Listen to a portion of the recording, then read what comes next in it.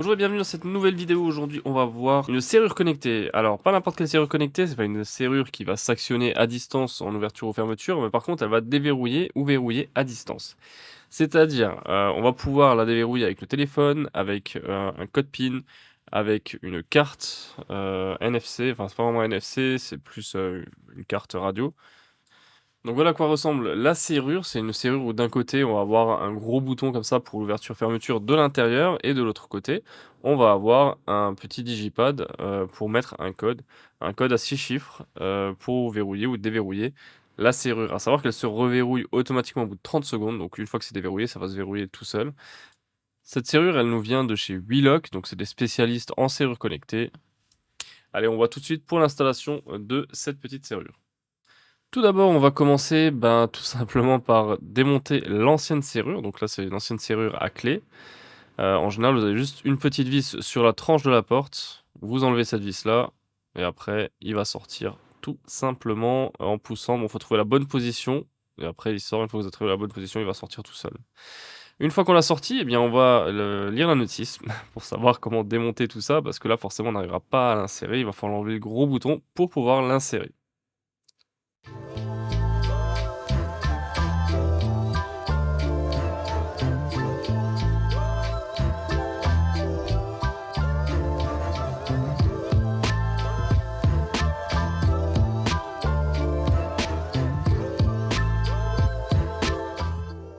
Ici, une fois que le gros bouton il a été démonté, on voit qu'il y a plusieurs positions en fonction de l'épaisseur de votre porte et on va pouvoir faire un réglage très précis grâce à ça pour éviter les jeux entre la porte et le bouton.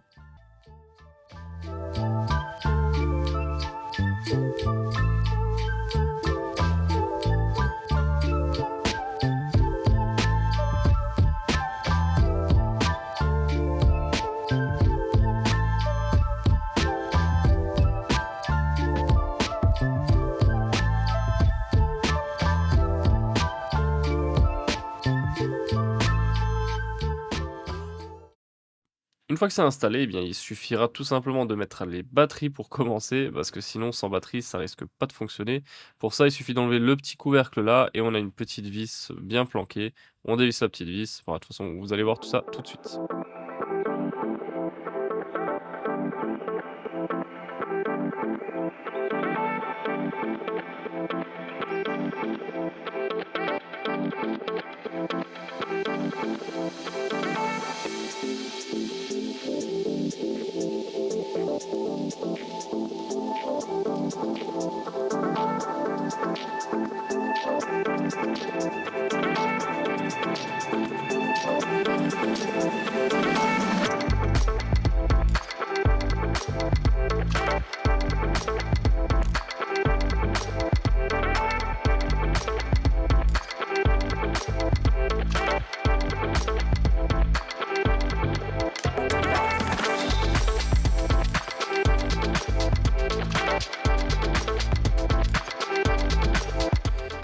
Voilà, une fois que ça c'est fait, eh bien, il suffira de prendre l'appareil photo et scanner le QR code qui est sur la serrure et ça va vous proposer de télécharger l'application, du moins ça va te renvoyer vers un site où on va pouvoir télécharger l'application suivant si c'était sur iPhone, sur Android ou etc.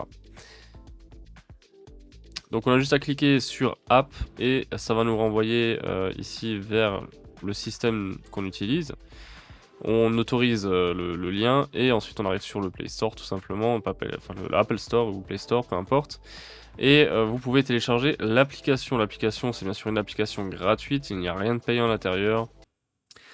Une fois que c'est téléchargé, on clique sur ouvrir, on autorise le Bluetooth, sinon il va pas réussir à se connecter à la serrure et ici on accorde les conditions d'utilisation. Ici en bas, on clique sur s'inscrire et là, il va falloir mettre notre numéro de téléphone, accepter les politiques de confidentialité, donc on choisit le pays d'abord pour commencer et ensuite on demande un code de vérification. Une fois qu'on a fait ça, on se retrouve sur une interface vide, forcément, il va falloir ajouter notre serrure. Pour ça, on fait un petit plus, on fait ajouter le verrou avec le QR code, on fait d'accord et là, il va falloir encore une fois scanner le QR code. On autorise l'appareil photo, sinon il va pas pouvoir scanner. Donc là, c'était assez rapide et là, pour certains modèles, il va falloir prendre, l'idée de verrou qui est sur la boîte d'emballage ou qui est sur la serrure directement. Donc moi, je l'ai sur la serrure et sur la boîte d'emballage.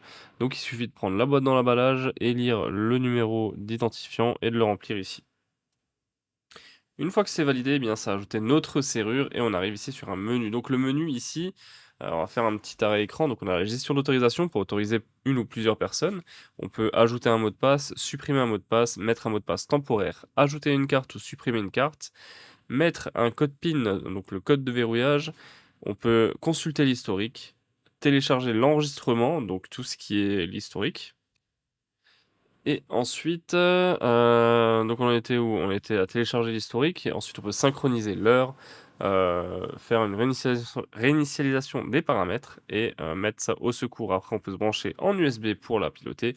On peut mettre une box Wi-Fi pour la piloter vraiment à distance et on a également un gros bouton pour déverrouiller avec le téléphone la serrure. Donc là, on va déverrouiller à distance.